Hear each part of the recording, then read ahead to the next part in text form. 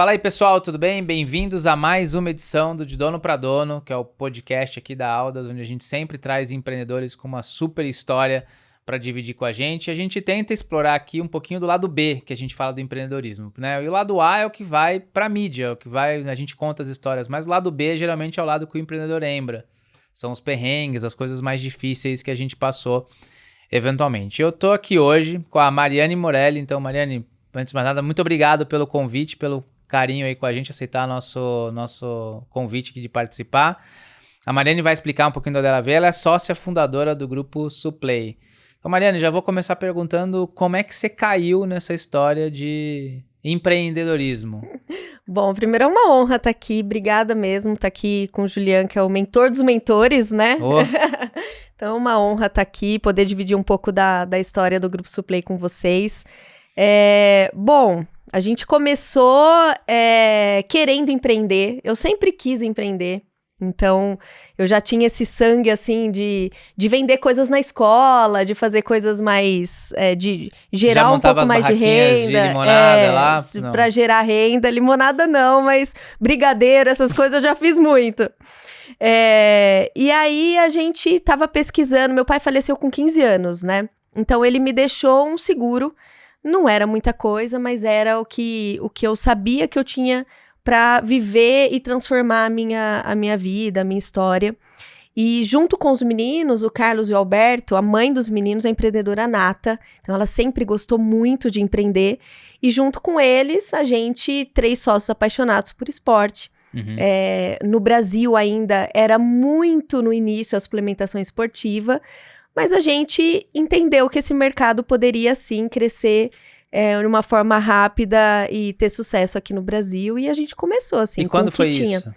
Foi em 2005 nós abrimos a empresa, mas em 2006 de fato nós começamos. Então a gente fala que a gente abriu em 2006. 2006. Eu tinha 19 anos, o Alberto 19, o Carlos um pouquinho mais velho, na época eu acho que ele tinha 22, 23 anos. Boa. Então praticamente fui criada no mundo do suplemento. Foi a primeira experiência séria, então, com empreendedorismo? Não, assim, com empreendedorismo não. Profissional eu já trabalhava, né? Eu sou formada em Direito. Então, desde quando eu entrei na faculdade, comecei a trabalhar com 15 anos.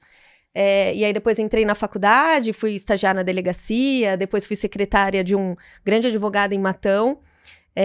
Mas com empreendedorismo sério mesmo, foi com a Suplay. E quando você olha para trás, assim, e vocês devem ter feito o famoso business plan, fizeram o primeiro plano para alguma coisa, se é que fizeram?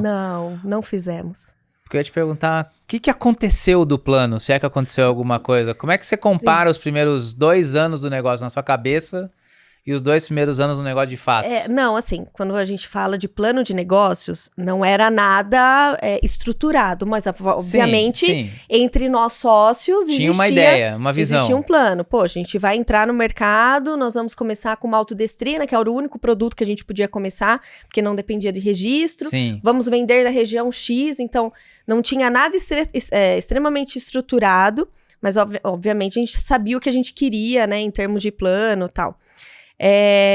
Eu acho que o que deu mais certo foi a questão de todos os sócios ser bastante executor, assim, então a gente ia pra rua mesmo, a gente produzia, a gente vendia, atendia telefone, então foi isso que a gente combinou. Gente, vamos fazer com o que a gente tem, vamos gastar o menos possível agora, todo o dinheiro a gente vai colocar no negócio. Então, deu certo, assim, durante muitos anos foi isso que aconteceu mesmo, a gente colocando a mão na massa. Para mim, eu tenho certeza que para eles também, foi um aprendizado gigantesco de a gente saber exatamente todos os setores da companhia hoje. Então, hoje eu consigo tranquilamente falar com o CFO, com o CEO, assim, são pessoas, agregam coisas, obviamente que eles vêm com a parte muito técnica, sim. Mas a gente sabe exatamente o que a gente tá falando do nosso negócio, da nossa companhia. Legal. E vocês ali, para 2013, mais ou menos, tiveram um empurrãozinho, né? Algumas matérias que saíram, fizeram um estudo de qualidade, e ali foi um divisor de águas para vocês? Foi. Tipo, antes e depois? Dá para dizer que ali teve um antes e depois? Com certeza. O grupo sempre cresceu muito, 2 dígitos todos os anos, mas ali foi um divisor de águas para a suplementação em si, né? Porque 2013, 2014 foi quando o mercado começou a se expandir muito mais. Sim. E para Max Titânio, na época a gente só tinha Max Titânio, foi com certeza um divisor de águas. O mercado da suplementação, ele era muito imaturo e muito informal, então infelizmente... Isso mudou hoje? Mudou, ainda existe, mas não de grandes companhias. Tá. Naquela época, grandes Naquela companhias... época era o mercado de importadores, basicamente, ou não? Importadores, mas grandes companhias faziam produtos fraudulentos. Então, tinha entendi. Empresas com faturamento relevante fazendo produtos... Com marcas já de alta visibilidade. Exatamente. Então, hoje, existe, mas são marcas menores, mais regionais. É difícil a gente ver um grande player fazendo coisas não legais, assim, no produto, né? Quando eu falo legais, é questão de legislação mesmo, rótulo, produto. E aí, nesse momento, tinha algumas empresas grandes fazendo produtos que não eram... colocava que tinha 20 gramas de proteína no rótulo, mas na realidade tinha 2 gramas de proteína. Tudo isso para lucrar, né? Porque a proteína ela é muito cara. Ela é um produto muito valioso e tem sido valioso cada vez mais. E aí um youtuber começou a colocar isso na internet, começou a fazer laudo, e expandir isso, e mostrar isso. Falou, olha, você está comprando esse produto porque é o que mais é distribuído, só que esse produto fala que tem X proteína, tem X menos Y aqui. Então, ele começou a expandir isso, que chamou a atenção na grande mídia. Então, o Inmetro também começou a fazer, Proteste, e aí teve a reportagem do Fantástico, onde várias empresas foram testadas. E aí foi onde a gente tomou uma proporção nacional, porque antes a gente estava regionalizado, mas a gente tomou uma proporção nacional, porque nós somos a marca que mais passou nos testes, né? A gente passou em primeiro lugar e tal. Então foi realmente um divisor de águas pra gente. E como que é sair... Hoje você é provavelmente copiada por outras marcas, ou vamos dizer... É uma referência já para outras marcas. Como é que é essa história de... ser referência para outros? Porque quando você provavelmente começou, você tinha suas referências, você provavelmente se espelhava em outras marcas, talvez de outras geografias. Quem que você olhava assim e falava assim, eu quero que a Suplay, que o grupo seja essa empresa aqui, se eu conseguir chegar nesse lugar aqui, eu vou estar feliz. Como é que... Essa é uma pergunta muito boa, porque a probiótica, da qual a gente adquiriu, porque a probiótica nasceu em 1986, nasceu no ano que eu nasci, tem 38 anos. Eu querendo uma intimidade, colocando, nem posso fazer isso mais. Nasceu em 1986 e a probiótica sempre foi líder de mercado. Então, assim, não há como se falar de suplementação esportiva no Brasil sem passar pelo nome da probiótica. E a gente teve a felicidade de adquirir a probiótica em 2018. Então, com certeza, no Brasil foi a marca, uma das marcas que a gente sempre olhou com muita referência pelo trabalho sério e principalmente pela ampliação de mercado que eles investiram aqui no Brasil, que fez o mercado, que obviamente uma parte do que é hoje, né? Claro, tem grandes marcas internacionais, tem a Glanbia, que é uma empresa extremamente estruturada, ela é verticalizada, então tem desde a matéria-prima até a Optimum, que todo mundo conhece, várias marcas também abaixo dela, e outras empresas, por exemplo, focadas em barras, que a Mondelez até comprou a Clif há pouco tempo. Sim. Mas é um mercado focado em barras, então é referência aqui no Brasil a probiótica, com certeza. E nos Estados Unidos, a Glanbia e a Clif são marcas que a gente se espelhou bastante. Show. E como é que agora você ser uma referência? Como é que vocês encaram isso de agora o pessoal te procurar e falar assim, quero aprender com vocês aí, ou tô vendo o negócio que estão fazendo, ou no fundo não fala nada, mas você tá vendo que a turma tá copiando os movimentos de mercado. Como é que é isso? Eu acho que, cara, pra mim é uma honra, assim, ter as pessoas olhando o nosso mercado, vindo falar, e até eu recebo muita mensagem, poxa, eu quero abrir uma marca de suplemento, o que você acha, tal. Pra empresa ser uma referência hoje, eu acho que a gente fez um caminho muito forte e muito robusto para que isso aconteça. E a gente tem muito forte lá dentro da companhia, que é a construção mercadológica. Porque, como eu falei, a Probi é de 1986. Então, são 38 anos, ela e a Integral Médica, que é um concorrente, são as marcas mais antigas no mercado. São 40 anos de mercado. Então, são pouquíssimo tempo de mercado. E a construção do mercado, que são os varejistas, a educação do consumidor final. Então, me sinto feliz quando as pessoas reconhecem que a gente, de alguma forma, fez parte da construção mercadológica de uma forma correta. Legal. E como que surgiu para vocês essa história de explorar um caminho de crescimento via aquisições? Porque vocês eram uma empresa relativamente nova, ali em 18, né, que você citou, relativamente nova, para quem começou em 2006, né, 2018, relativamente nova.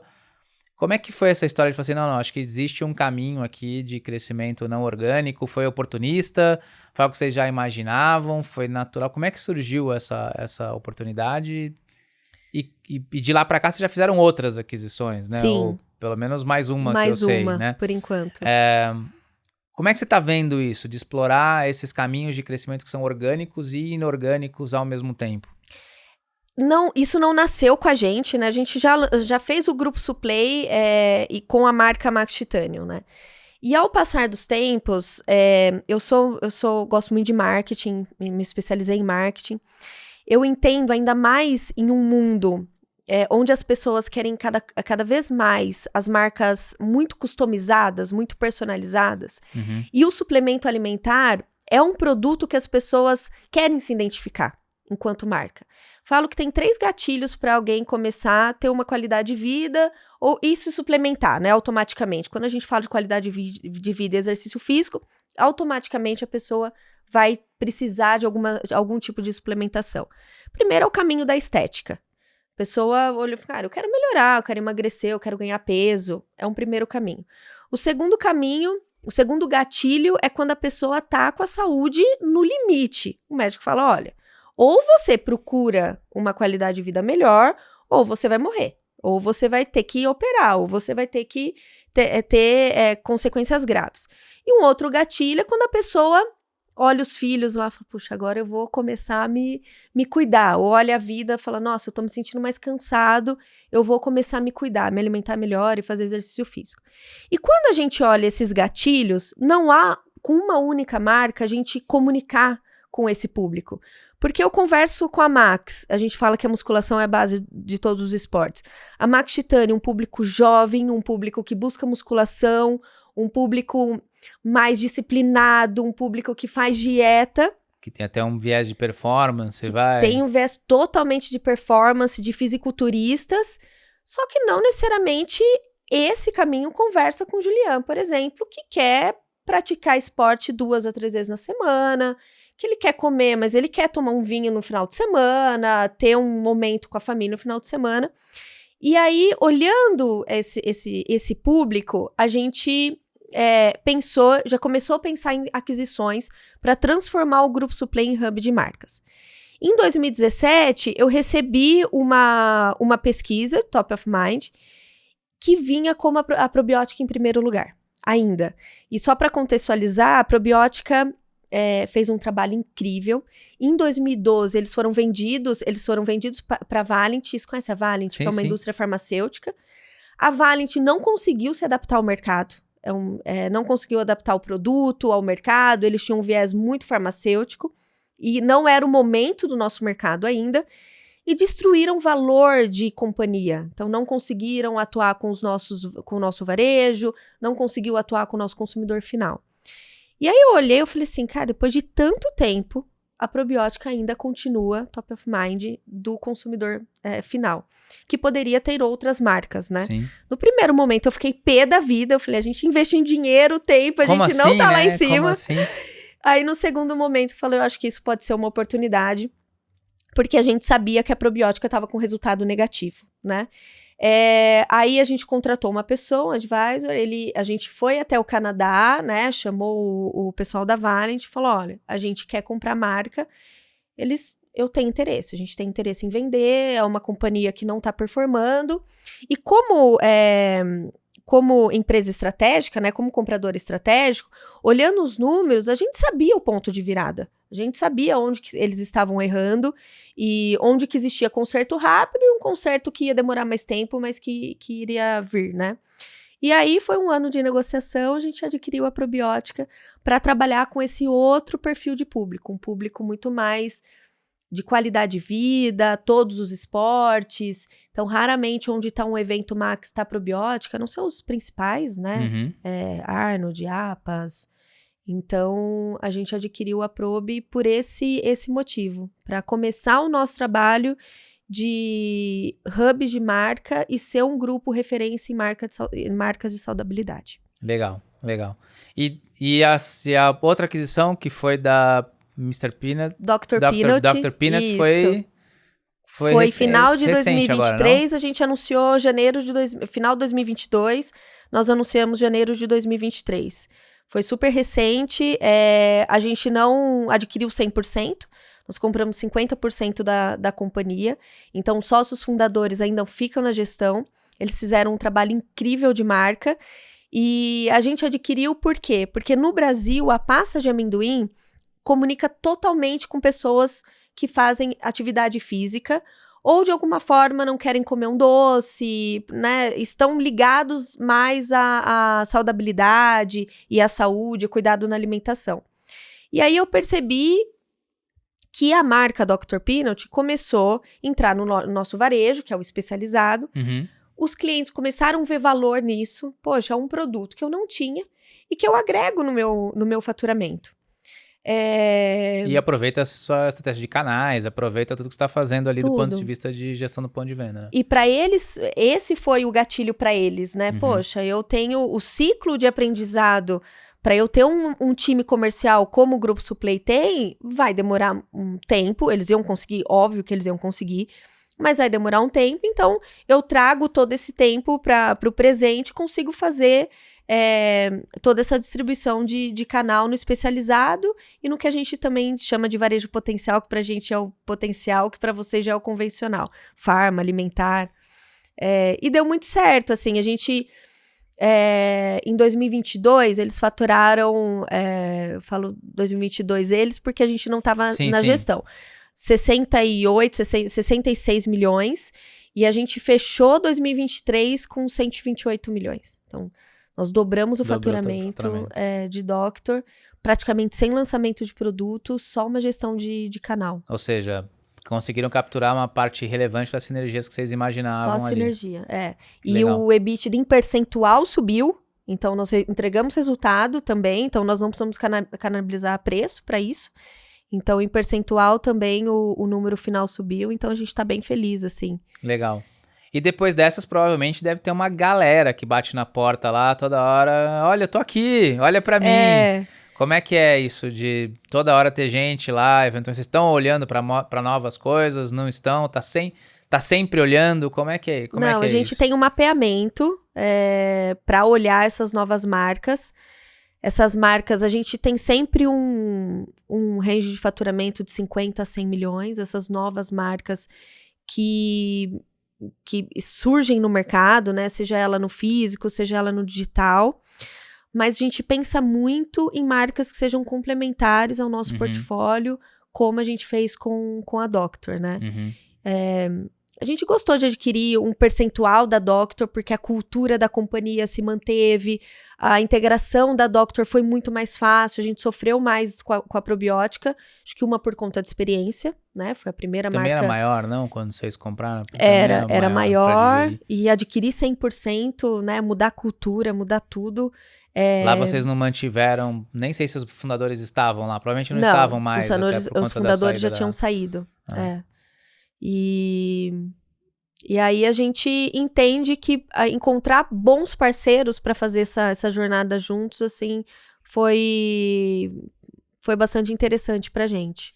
E como é que vocês estão vendo, assim, tem uma discussão que eu já tive com alguns outros players que estão no setor de vocês ou próximos de vocês, que é uma fronteira que tá ficando mais cinza, assim, que é a fronteira da saudabilidade de um lado e do confectionery do outro, né? Que é chocolate que não é chocolate, o doce que não é doce. Como é que vocês estão vendo, assim? Vocês enxergam esse mercado cada vez mais se combinar numa coisa só? Como é que vocês enxergam isso como uma oportunidade, de um lado, e por outro um desafio? Porque também daí as marcas clássicas, vamos chamar de de doces ou de outros vão também querer abocanhar esse mercado de alguma maneira mais relevante, né? A Nestlé já fez movimentos, Vão. outros caras já Nestlé, fizeram movimentos, Mondelez. eles estão olhando. Como é que vocês estão vendo esse mercado de vocês que de um lado está tentando expandir as fronteiras, mas por outro lado tá começando a chamar a atenção de gente que fala assim, opa, esse mercado aí tá ficando grande, talvez valha a pena eu tentar morder um pedacinho dele. É um caminho sem volta, acho que para ambos os lados. Nos Estados Unidos acontece muito isso, né? A gente vê sneakers proteicos, então a gente vê grandes marcas já acrescentando proteína ou tendo algum tipo de benefício para o consumidor. Colágeno, alguma coisa nesse sentido, né? A grande, assim, eu vejo por bons olhos grandes players ainda entrarem no nosso mercado, como, por exemplo, a Danone com a IoPro, não propriamente brigando com o nosso produto, né? Agora a gente vai lançar nossa bebida pronta, mas eles expandiram muito o consumidor. Então, quando a gente falava em proteína, que era um pouco mais nichado, foi para grande público. Aí falar, nossa, realmente, proteína então realmente faz bem. E isso beneficia todo mundo. Beneficia todo mundo. Então, independentemente de ser um concorrente ou não. Cria mercado para todo mundo. Cria mercado, porque financeiramente o consumidor depois vai fazer a conta e vai comprar um produto em pó. Né? Então, ele pode migrar da Danone para uma probiótica, para uma Max Titânio, ou seja, para qualquer marca do mercado. Sim. E a partir do momento que ele está com o Globo falando o tempo todo, na rádio falando o tempo todo, ele fala do produto dele, obviamente, ele captura mais valor, mas fala do mercado de suplementação em si. Eu acho que... Mas eu me sinto tranquila porque, como a gente está nesse mercado há bastante tempo, a gente também colocou na cabeça do consumidor que a gente é referência também em proteicos, em creatina. Então, a gente vê que é um mercado que a gente, vamos se chamar de autoridade, por exemplo, nós temos autoridade para falar no consumidor sobre o que é uma proteína, sobre uma creatina. Bacana. Agora, mudando um pouco a linha aqui, pensando mais... Cara, uma empresa bastante grande. Eu não sei se vocês comentam o faturamento de vocês, mas já é um grupo relevante Quase em termos de receita, de pontos de venda e tudo mais. Como é que é esse desafio de se desenvolver, Mariane, de uma empreendedora para uma eterna empresária, estudante. que eu não gosto do termo, né? Mas para um executivo. Como é que é essa história de se desenvolver ao longo do tempo como CEO, né? E como é que vocês se dividiram lá nas diferentes atividades? Foi natural? Cada um tinha uma aptidão para alguma coisa? Ou como é que é essa jornada de se desenvolver continuamente como empreendedora aí? É muito difícil porque a gente se cobra muito o tempo todo, né? Então, eu acho que o que me dá confiança é estudar e o que me dá confiança também é estar 100% junto com o nosso time. A divisão lá, o Alberto é mais técnico, ele é formado em engenharia de alimentos, então ele tá numa área que ele domina 100%, né?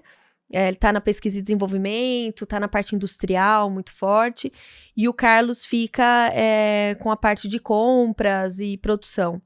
E eu atuo como CEO, eu assumi como CEO em abril do ano passado, né? Tô aprendendo muito ainda, tô estudando muito sobre... Eu sou executora nata, Juliana, então, para mim, é difícil sair da execução, você fala muito disso. Então, para mim, eu quero chegar, eu quero fazer, vamos fazer, eu quero fazer... Então, para mim, assim, essa parte de delegar e... Parece que você não tá trabalhando, né? Você não ficou com a sensação de que não, mas eu só tô... Parece que eu tenho dó de pedir pro time, fazer, sabe? E eu não tô trabalhando. Mas é um pouco disso, assim. Então, esse é o que eu mais tenho que trabalhar, pensar muito mais estratégico. Claro que a agenda, às vezes, não deixa. Então, por mais que eu queira fazer, eu não consigo. Então, me facilitou um pouco, sabe? Mas, e estudar, eu acho que me dá confiança para seguir em frente.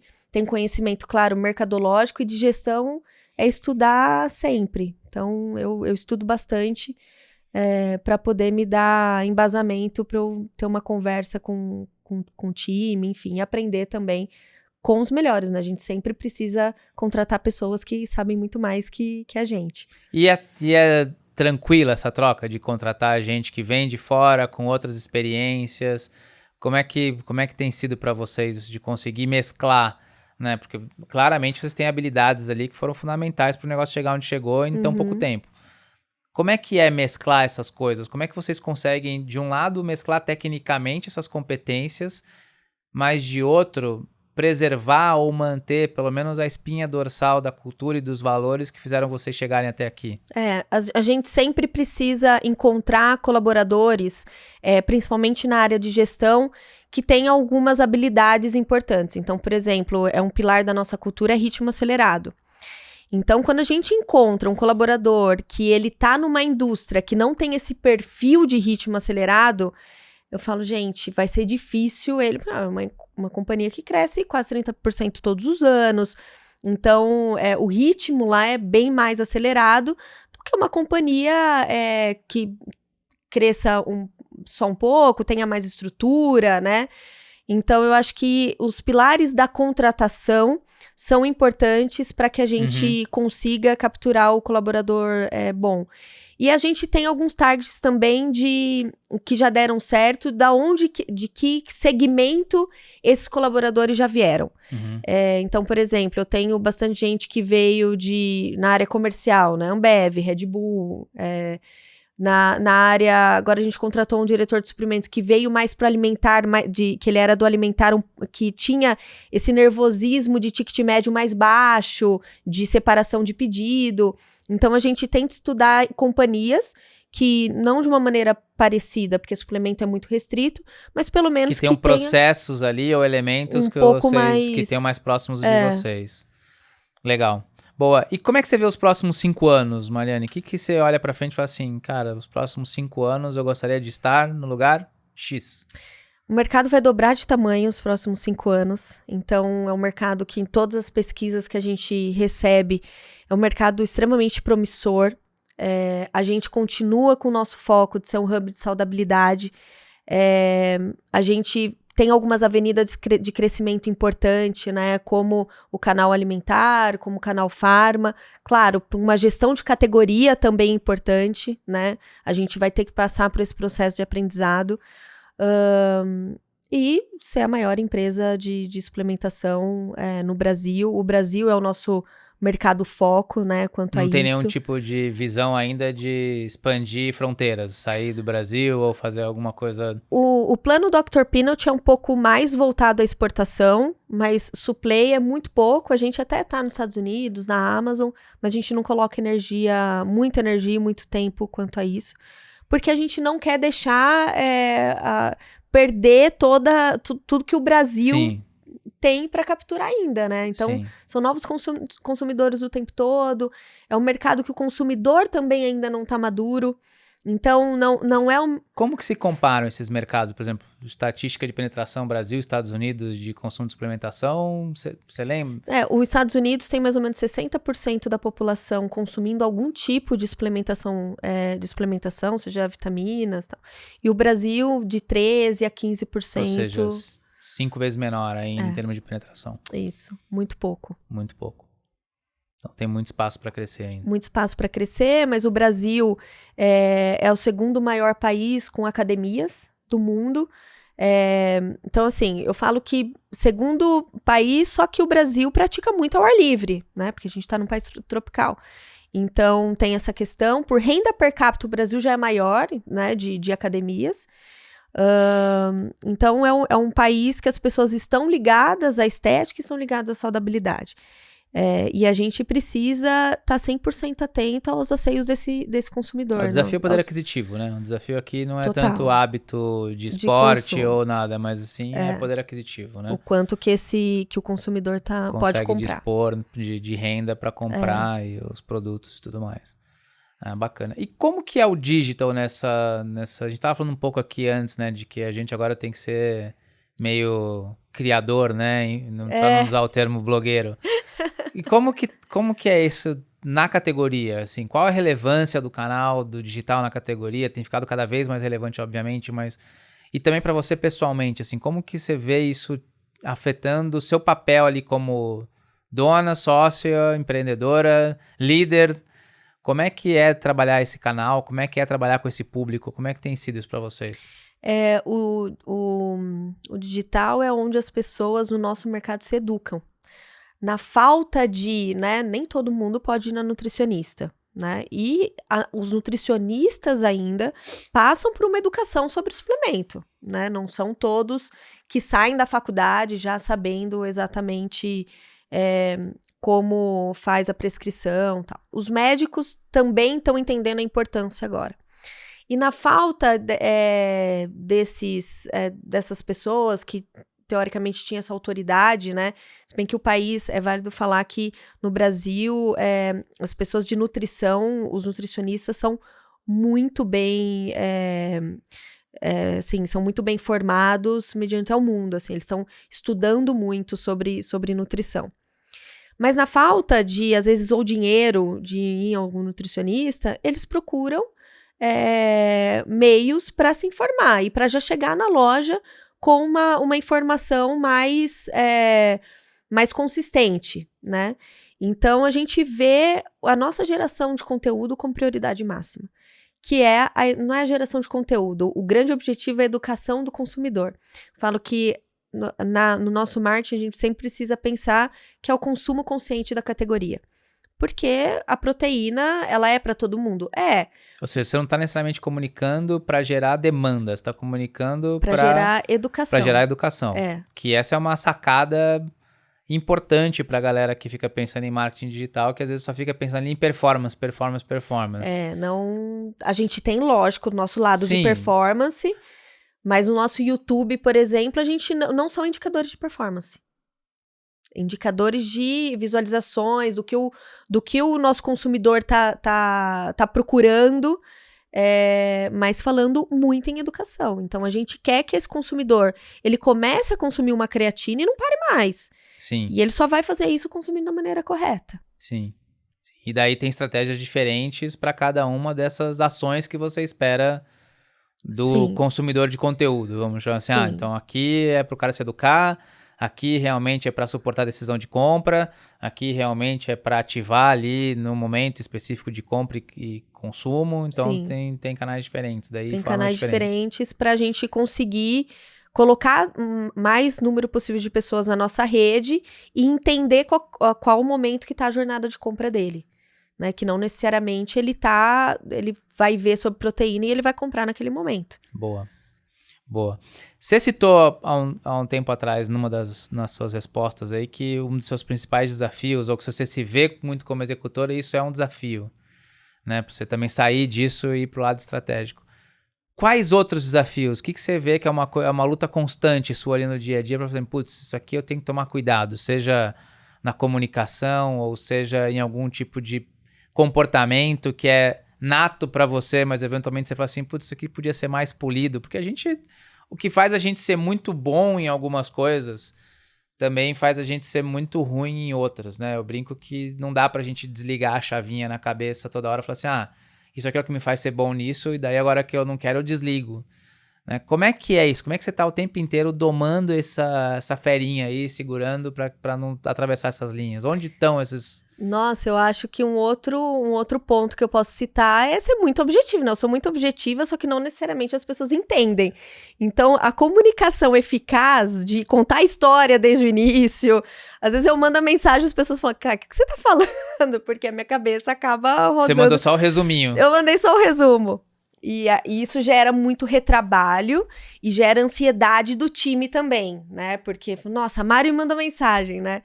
Então, eu acho que eu tento me policiar também para ter uma comunicação mais efetiva com o time, no sentido de contextualizar melhor os nossos objetivos. A gente está passando por um momento na companhia também de expor mais os nossos objetivos estratégicos, expor mais o nosso planejamento estratégico, porque a empresa passou de 3 sócios que estava todo mundo na cabeça, conversava ali no corredor, tá tudo certo, para uma operação muito mais robusta, e eu não quero me tornar aquele caminhão difícil de mudar, difícil de virar, sabe? Eu quero continuar sendo a moto que chega primeiro nos lugares, mas que ao mesmo tempo carregue a robustez de uma companhia de quase R$1 bilhão com 500 colaboradores. Então, o desafio de tornar uma empresa que não necessariamente é muito burocratizada, mas que tenham processos extremamente eficientes e que todos os gestores estejam alinhados com o planejamento estratégico e que, às vezes, na nossa cabeça, tá, mas quando você pergunta, fala, cara, por onde a companhia vai? E você sabe que a gente passou por Às vezes isso. parece que é óbvio, mas não Mas é não óbvio é. pra turma, né? Passamos por isso porque, à medida que a gente vai contratando também pessoas mais de mercado, mais robustas de mercado, eles cobram muito isso, né? Fala, cara, qual que é o planejamento da companhia? E aí isso é muito legal porque a gente consegue expor de uma forma mais segura e mais eficiente o planejamento estratégico da companhia. Então a gente passa por esse momento de fortalecimento de cultura, de expansão, de caminhos que a companhia vai seguir de uma forma um pouco mais transparente, o que melhora a comunicação. Legal. E aqui, acho que esse ponto é legal, porque assim, não tem existem correntes, tem empresários que acham que comunicar menos é melhor para a equipe, até do ponto de vista de números, não necessariamente abrem números, né? Comunicam no que a gente chama de need to know basis. Esse cara precisa saber isso, aquele precisa saber aquilo. E tem outras correntes que têm um modelo de gestão muito mais aberto. Não, abre tudo para todo mundo, a informação está disponível, todo mundo sabe. Onde é que você se encaixa aqui? Você se encaixa mais pro segundo modelo, mais pro primeiro? Ou tô na transição de um pro outro? A gente tá na Já transição. viveu esse dilema de falar assim, putz, talvez eu não devesse abrir informação, mas tô vendo que vale a pena abrir. Como é que tá sendo essa jornada? A gente tá na transição numa empresa que não abria absolutamente nada, para uma empresa que está aprendendo a abrir os números da companhia para os próprios gestores, assim. Você sabe que foi um baque muito grande quando, em 2023, eu participei de um podcast do Zero ao Topo, e o que eu recebi de mensagem de colaboradores falando, cara, que história maravilhosa. Eu falei, gente, eu sou um fracasso. Nem os meus colaboradores... Os caras ficaram sabendo pelo podcast. Pelo podcast. Assim, eles me viviam, eu sou muito presente, os sócios são muito presentes, então Ainda conhece todo mundo por nome, Mari? Não. Não dá mais? Todo mundo não. Principalmente porque tem doctor também, eles ficam em Curitiba, então, não. Mas a maioria, posso falar que a maioria. Boa. E aí foi um baque pra mim, eu me senti muito mal, sabia? Disso, muito mal. Porque, cara, as pessoas que têm que conhecer não conhecem. Então, a partir desse momento, parece que virou uma chave pra mim. Legal. Boa. O que mais que a gente pode explorar aqui? Quando a gente tem falado muito hoje em desenho de ecossistemas, em expansão para outras áreas que talvez não sejam necessariamente de fácil associação, né? De fácil associação entre o que você faz e eventualmente explorar mais aquele consumidor.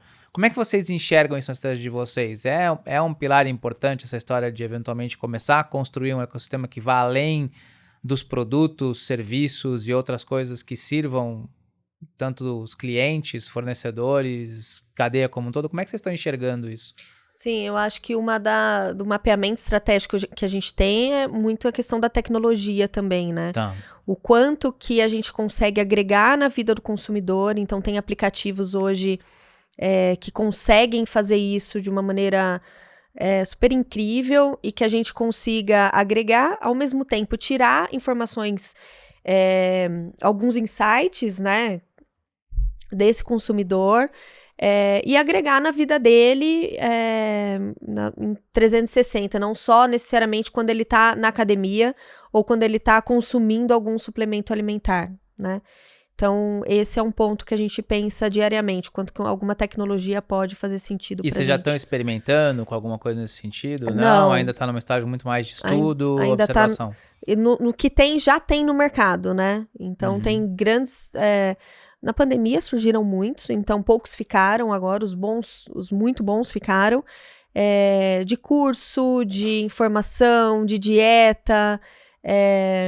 a gente tá vendo alguns, assim, estudando alguns, que só estudando, não necessariamente esses aplicativos têm intenção de ter um investidor, né? Legal.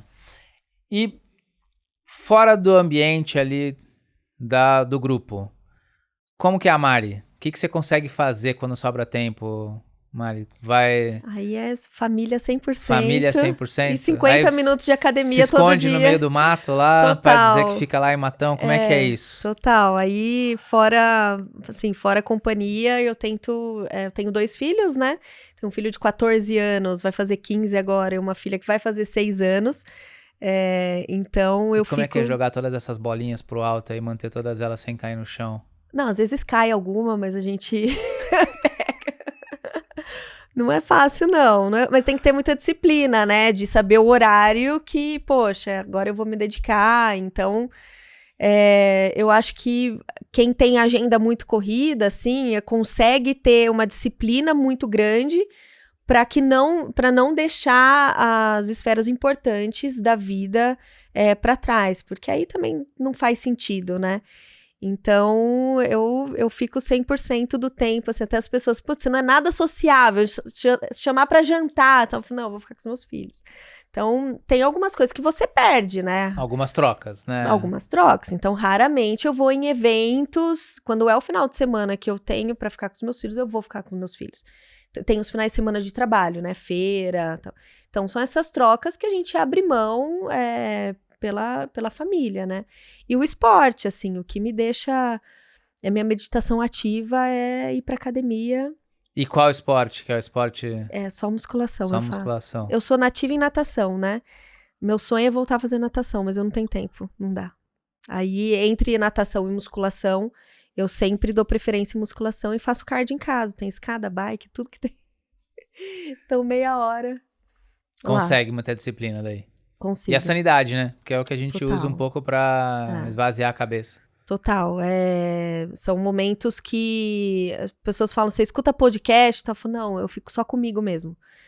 Porque é um momento que você tem, você com você mesmo, você tem mais tranquilidade pra pensar. Pra mim, enfim, pra mim é o que mantém a sanidade, o equilíbrio emocional e físico, é ir pra academia. Boa. E... cada vez mais você vai ser uma referência para novos empreendedores, né? Ou para a turma que está começando. Como é que tem sido essa relação com a turma que vem? Quando o pessoal te pergunta assim, putz, e aí, que conselho você dá? Que dica que dá? Se eu que vou começar, o que eu faria? O que você faria no meu lugar? Quais são os conselhos tipicamente que você dá para a turma? Se é que você dá um conselho ou dá alguma dica para esse pessoal que está começando a empreender agora? Eu falo que não existe dica mágica, as pessoas querem uma dica ou 2 dicas que fala, nossa... A fórmula, né? Gente, não tem fórmula mágica. E se tivesse, a gente talvez não desse de graça, né? Não, a gente cobraria bem caro pra isso, mas cara, não tem fórmula mágica, é você entender muito do seu negócio. Eu acho que a parte mais difícil de uma pessoa que está entrando no negócio é saber colocar o tempo no que realmente dá resultado. Porque as pessoas, às vezes, vão abrir alguma... Não, mas eu vou colocar essa fachada, essa cor. Fala, gente, isso tudo é importante, mas o importante, vocês não estão... Então, o que eu vejo de muitos erros, eu falo muito com os nossos clientes, né? Às vezes dá muita importância e não conseguem saber o resultado que está vindo disso. As pessoas não conseguem medir o que elas estão fazendo ou não. Então, o que eu sempre falo, assim, de dica, se é que eu posso, né, falar, eu não gosto de me colocar muito, não,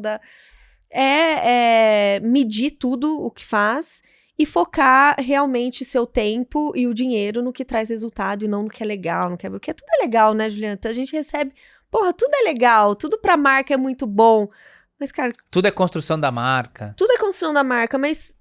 Aí eu falo, gera valor para os nossos colaboradores ou qualquer stakeholder que estão com a gente? Puta, gera, então vamos colocar numa caixa importante. Ou gera faturamento e margem para a companhia, receita e margem para a companhia? Gera. Putz, se juntar esses 2 pilares, melhor ainda. E a discussão difícil aqui é você às vezes identificar coisas que não fazem isso no curto, mas farão no médio e longo. Mas você entender que no final do dia tem que fazer. Ontem o Alfredo Soares falou uma frase que me deixou pensativa depois, que ele falou assim, que marketing, se uma marca quer valorizar, ter uma valorização de marca, nem sempre o marketing vai gerar venda. Ele fala na história A marca tem que ser legal. É uma marca mais... E eu concordo, né? Mas tem que gerar. Então, por exemplo, a gente gera uma educação. Então, tem um objetivo. Poxa, eu tô educando o nosso consumidor. E você mede o resultado desse negócio. Mede. Talvez não seja totalmente a medição direto. não é necessariamente monetária, mas não quer dizer que não tem medição. Esse acho que é um ponto legal que você levantou, porque a turma confunde muito medição com alguma métrica que seja necessariamente monetária. Trouxe faturamento, trouxe venda, trouxe lucro. Não necessariamente o que você vai medir é isso. Você vai medir eventualmente outras coisas. Engajamento, visualizações, pesquisas, a relevância da sua página, eventualmente numa busca. Autoridade, outros aspectos que falam assim, olha, legal, esse esforço que eu estou fazendo aqui com o objetivo, ele tá trazendo um retorno mensurável. É um retorno financeiro no primeiro momento? Não sei. Não é nenhum retorno? Também não sei, porque às vezes eu não consigo quantificar se isso aqui tem um impacto indireto em retorno financeiro ou não. Sim. Mas o fato é que ele tem que ser mensurável, a gente tem que conseguir medir isso, né? E um objetivo claro, né? E um objetivo claro por que tá fazendo. Por que tá fazendo aquilo. Se tá dentro do propósito e das estratégias da companhia. Boa. Você falou que o Alfredo citou um negócio antes. Você tem uma frase que você fala sempre? O pessoal já te reconhece por uma frase? Fala assim, putz, lá vem a Mari, ela vai falar aquilo. Eu acho que pode ser, não sei se me reconhece, mas eu falo, gente, não espera sentir sede pra beber água, porque eu vejo, sabe aquele problema que tá sempre lá? Tá sempre lá e que ninguém pega o negócio e fala, cara, vamos resolver? Olha o lado executor aí. Porque aí eu falo, não espera o problema chegar num problemaço pra resolver, ou não espera o mundo perfeito pra começar a fazer. Então eu sempre falo assim, gente, não vamos esperar sentir sede pra beber água. Vamos fazer, ir fazendo e testando pra não deixar desidratar ou o setor, o corpo, ou desidratar o problema, para depois tomar alguma solução. Mas é o meu lado executor falando mais alto. E no meu Instagram tá disciplina e liberdade, ou seja, é o meu lado mãe empreendedora também falando mais alto, né? Boa. E tem algum hábito? Você falou assim, a academia, o treino ali e tal, não sei o que, a prática de exercício, mas tem algum outro hábito que você mantém desde sempre, ou manteve desde sempre, que você continua pensando, isso aqui pra mim é importante? Acho que organizar minha agenda de domingo, pra mim, eu consigo pensar na semana. Você é do time que ou tá na agenda ou não existe? Eu sou desse time, ou tá na agenda ou não existe. Pra tudo. Manda invite. Manda invite. Já segura. As pessoas, você tem horário? Falou, você quer realmente... Porque a minha agenda é aberta, né? Então as pessoas...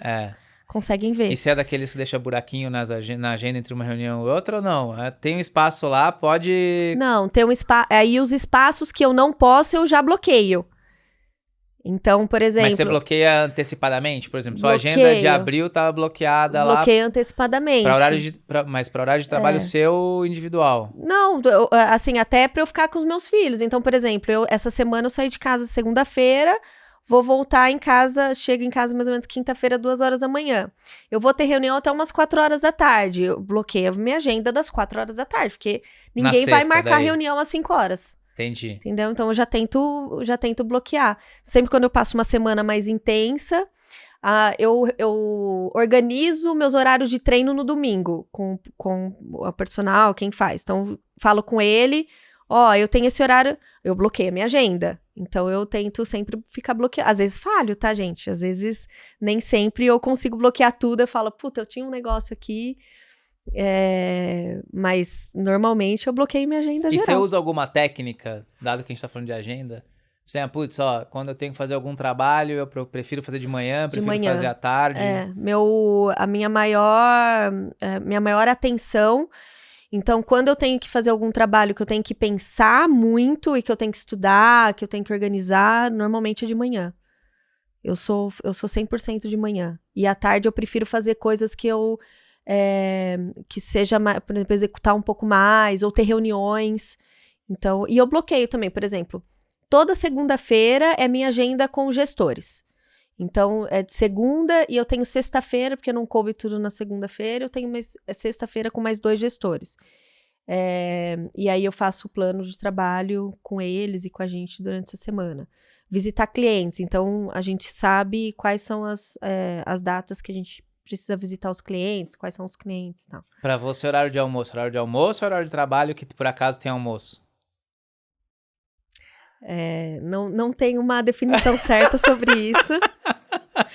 Não tenho, mas eu procuro almoçar. Olha os maníacos de agenda aqui. Eu procuro almoçar, sim, mas eu deixo, da 12h a 1h. Tá lá no bloqueado. Tá lá no bloqueado, meu almoço da 12h a 1h. Eu tento deixar. Aí, às vezes, passa. Mas a maioria das vezes... Quando eu tô em Matão, por exemplo, quando eu tô fora, eu não me importo. Porque eu não tenho mais... o comer, pra mim, eu não quero ficar sentada comendo, eu não tenho que ter esse tempo pra pensar. Mas aí eu tento bloquear quando eu estou em Matão, porque é meu período de eu ficar com a minha filha, preparar as coisas dela da escola, a lancheira. Eu gosto de ter essas rotinas quando eu estou em Matão. Então, quando eu estou em Matão, quase 100% que eu respeito meus horários de almoço, da 12h a 1h, porque aí uma eu levo ela na escola. Pego uma e levo uma e pego uma. Vida boa do interior, isso aqui não dá pra fazer em São Paulo, não. Isso aqui não dá pra fazer aqui, não. 5 minutos em qualquer lugar. Eu tô a 5 minutos da minha casa, 5 minutos da escola, 5 minutos da academia. Isso aqui dá pra você dar volta no quarteirão nesse tempo aqui. No máximo, né? No máximo dá pra descer. Vazio, se você não pegar a fila no elevador. Então, eu tenho esse privilégio de morar no interior. Por isso que a gente não decidiu ainda vir pra São Paulo. Boa. Reuniões de 1h ou 30 minutos? 1h, normalmente, eu deixo. Você acha improdutivo? Eu tô tentando encurtar. Eu já sou objetiva, Gia. Eu já tô usando uma técnica de 55 minutos. Eu já percebi que tirar 5 minutos não faz muita diferença pra pessoa que marcou o horário da reunião. E você usa esses 5 minutos pra você conseguir setar a sua cabeça, sair de uma e entrar em outra. Porque eu acabo tendo muitas reuniões sequenciais, assim, né? Sim. Uma seguida da outra. E parece que não, mas esses 2 minutinhos que você consegue fechar uma reunião e abrir outra, faz diferença. Você acaba ficando mais produtivo. Então, e qual plataforma, se você usa uma plataforma para ter reunião? Olha, eu pegando consultoria. Pode, gente? Vale a pena? Pode aumentar o podcast. Você usa alguma plataforma de reunião individual, de acompanhamento? Não.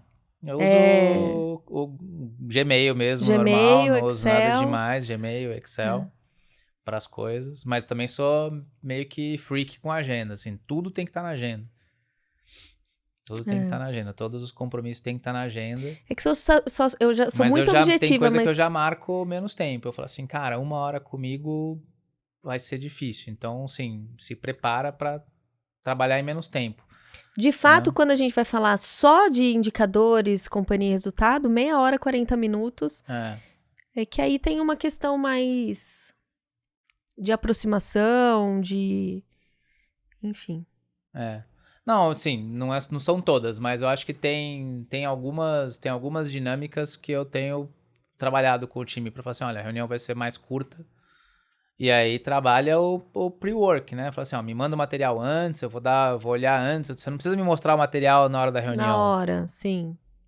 Aliás, é pior para você mostrar o material na hora da reunião, porque se eu tiver alguma pergunta, eu provavelmente vou te pegar fora da guarda. E você já vai com as perguntas-chave depois que você tem o material. Exato. Né? Então, tem algumas técnicazinhas assim que eu tô tentando colocar no time lá. Com clientes é mais difícil, né? A gente depende mais da agenda do cliente. Mas essa técnica dos 55 minutos, testa ela. Você vai fazer diferença, você vai gostar. Na segunda vai liberar um bom horário.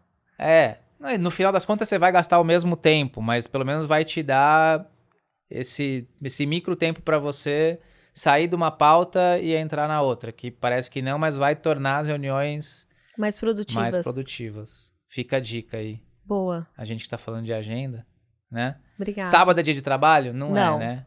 Só os finais de semana que eu sei que eu vou trabalhar. Você vai trabalhar. Mas não é dia de trabalho. Sábado é dia de cuidar das coisas de casa, né?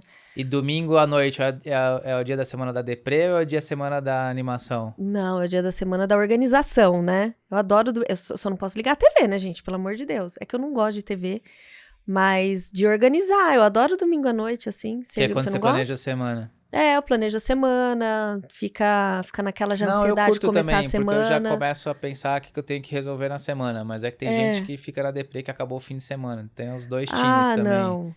Não, eu já começo a ficar na ansiedade que, poxa, essa semana ou vai ser mais puxada, ou vai ser mais tranquila, que é difícil. Eu já começo a planejar a semana. Muito legal. Boa! Muito bom.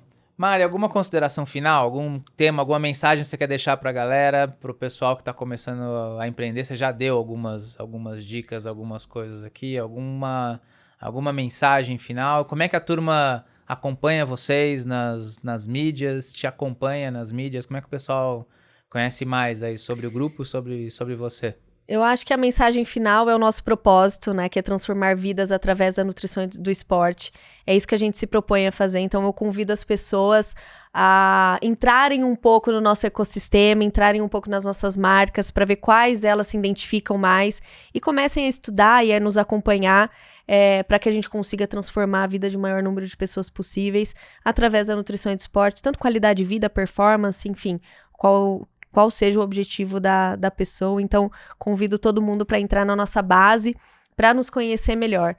E Max Titânio, Probiótica, Dr. Peanuts, perfis oficiais. E se vocês quiserem também conhecer um pouco sobre o mercado, meu Instagram eu falo muito mais sobre o mercado, sobre crescimento, alguma legislação do mercado de nutrição esportiva, suplemento alimentar.